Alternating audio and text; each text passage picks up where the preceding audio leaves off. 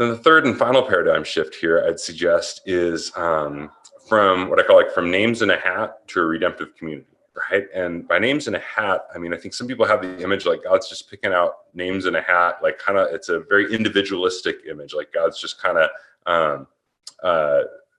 just getting isolated lone individuals. And what we see rather in Scripture is that God is electing a redemptive community, Israel in the Old Testament, the church in the New Testament. And when God elects them, yes, there are individuals, think of, say, Abraham, Moses, David are elected and called by God. And yet when God calls those individuals, he calls them for the sake of the redemptive community.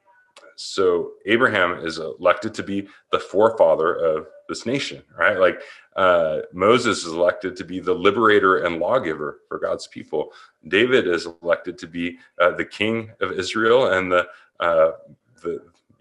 line lineage through which the Messiah is going to come. And so while God does elect persons and all, he calls them for the sake of this redemptive community, which means that, again, as it relates to mission, that yes, it's personal in our lives as persons, and yet it personally integrates us into God's people, his community. So in sum, if election, why mission?